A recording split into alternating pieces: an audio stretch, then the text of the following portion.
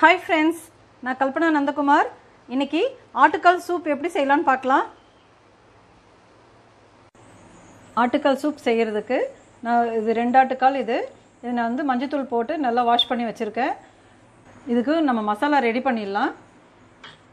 2 spoon மிளகு, 2 spoon சீரகம், தனியா வந்து ஒரு 3 ஸ்பூன் அளவுக்கு எடுத்துக்கோங்க. பெருஞ்சீரகம் ஒரு 1.5 ஸ்பூன் அளவுக்கு. இது எல்லாமே அப்படியே நம்ம அரைச்சிக்கலாம், வறுக்கணும்னு அவசியம் இல்லை. இப்போ இது மாதிரி நான் அரைச்சி எடுத்துக்கிட்டேன். ஸ்டவ்வில் ப்ரெஷர் பேன் வச்சுருக்கேன். அதில் நல்லெண்ணெய் ஒரு 2-3 ஸ்பூன் ஊற்றிக்கோங்க.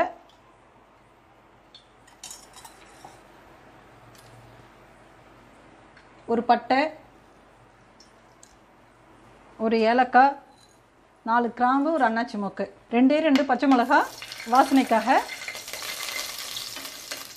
அது போட்டு, கருவேப்பிலை, சின்ன வெங்காயம் நான் பொடியை நறுக்கியிருக்கேன். இது ஒரு 20 சின்ன வெங்காயம், அதையும் கட் பண்ணி போட்டுக்கோங்க.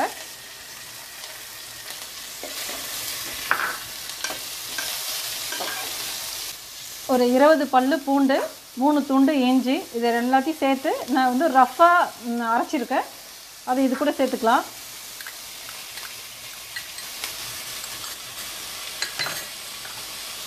அதையும் சேர்த்து நல்லா வதக்கிடுங்க. இதில் கொஞ்சமாக உப்பு சேர்த்து வதக்கிக்கலாம்.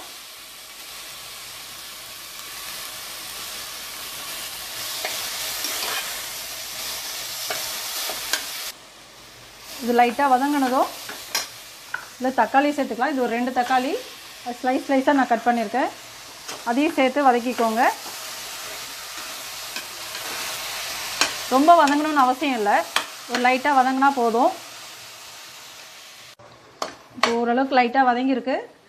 இந்த ஸ்டேஜில் நான் ஏற்கனவே வாஷ் பண்ணி வச்சேன் இந்த ஆட்டுக்கால் எல்லாத்தையும் சேர்த்துக்கலாம்.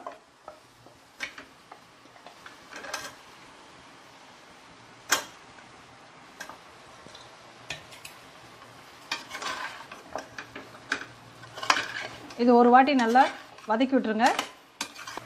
இதில் 1 ஸ்பூன் மஞ்சத்தூள் சேர்த்துக்கோங்க.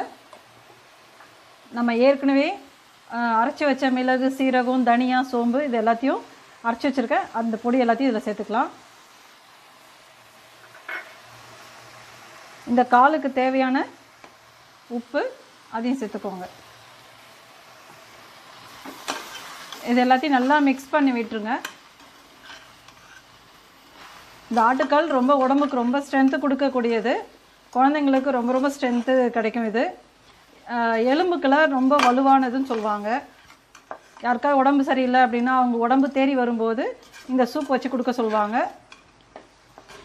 இந்த எலும்புலேருந்து அந்த மஜ்ஜைன்னு சொல்லுவாங்க, இது இருக்குது இல்லைங்களா, இந்த மஜ்ஜையிலேருந்து ஒரு லூப்ரிகேஷன் இருக்கும். அந்த லூப்ரிகேஷன் நம்மளுடைய முட்டையோட ஜாயிண்ட்டுக்கு எல்லாத்துக்குமே அந்த லூப்ரிகேஷன் கிடைக்கும் அப்படின்னு சொல்லுவாங்க. இது ரொம்ப ஈஸியாக இருக்கும். அப்படியே டைரெக்டாக நிறைய பேர் செய்வாங்க. கொஞ்சம் இது டேஸ்ட்டாக இருக்குன்றதுனால நான் ஒரு வாட்டி வதக்கிட்டு எல்லாமே பண்ணுறேன். இது நல்லா மிக்ஸ் பண்ணியாச்சு ஓரளவுக்கு. இப்போ இதில் நம்ம தண்ணி சேர்த்துக்கலாம்.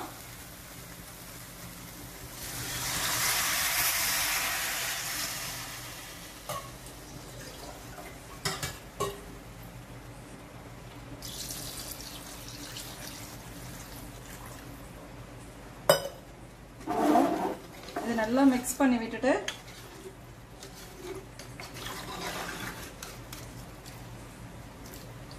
இந்த ஆட்டு எலும்பில் கால்சியம் சத்து, மெக்னீஷியம் சத்து, பாஸ்பரஸ் இந்த எல்லா சத்தும் இருக்கிறதுனால பசங்களுக்கு ரொம்ப ரொம்ப ஹெல்த்தியான ஃபுட் இது. மாதத்தில் ஒரு 2 வாட்டியாவது இது செஞ்சு சாப்பிட்டா ரொம்ப நல்லது. இப்போ இதை மூடி போட்டு ப்ரெஷர் வச்சிடலாம்.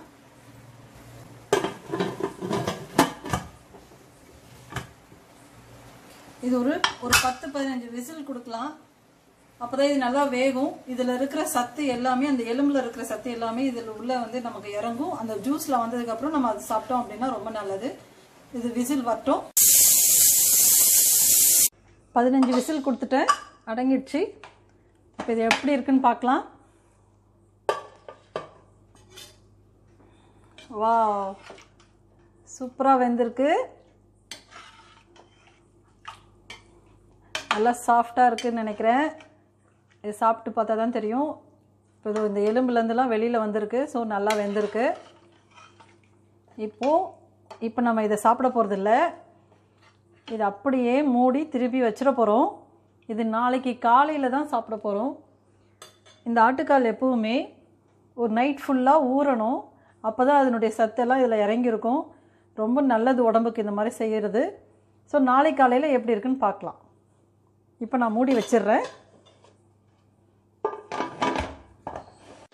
காலையில் ஆயிடுச்சு. இப்போ எப்படி இருக்குன்னு பார்க்கலாம். நல்லா ஊறி இருக்குது. இப்போ இது தண்ணி நல்லா சுண்டி இருக்கிறதுனால நான் கொஞ்சம் சுடுதண்ணி வச்சு லைட்டாக சுட வைக்கிறேன். நான் சுடுதண்ணி கொஞ்சமாக ஊற்றிக்கிறேன். உங்களுக்கு எவ்வளோ தேவையோ ஊற்றிக்கலாம். ரொம்பவும் தண்ணி ஊற்ற வேண்டாம். இப்போ இந்த அளவுக்கு இருந்தால் போதும். நல்லா வெந்திருக்கு, நல்லா ஊறி இருக்கும். இப்போ கொதி வந்துருச்சு. இப்போ என்ன செய்ய போகிறோம் அப்படின்னா, தாளிக்கிற கரண்டியில் நான் ஒரு ஸ்பூன் அளவுக்கு நெய் ஊற்றிக்கிறேன். அதில் கொஞ்சமாக கட் பண்ண வெங்காயம் பொடியாக கட் பண்ணது ஒரு 2 ஸ்பூன் அளவுக்கு நல்லா இந்த மாதிரி ப்ரௌனாக ஆற வரைக்கும் வதக்கிட்டு இதை எடுத்து நம்ம அதில் கொட்டிடலாம். இதில் நம்ம கொட்டிடலாம். இந்த மாதிரி செஞ்சோம் அப்படின்னா நல்லா டேஸ்ட்டாக இருக்கும். சாப்பிட்றதுக்கு ரொம்ப சூப்பராக இருக்கும். நீங்கள் இதை மாதிரி ட்ரை பண்ணி பாருங்கள்.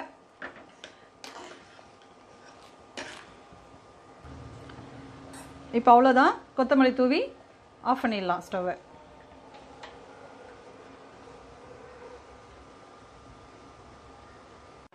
இப்போ ரெடியானது நான் இட்லியில் சர்வ் பண்ணுறேன். நீங்கள் இடியாப்பம் இல்லை அப்படியேவும் சாப்பிட்லாம். இது நாங்கள் இட்லி இடியாப்பத்தோடு சாப்பிடுவோம். ரொம்ப டேஸ்ட்டாக இருக்கும். ஆட்டுக்கால் சூப் ரெடி ஆகிடுச்சு.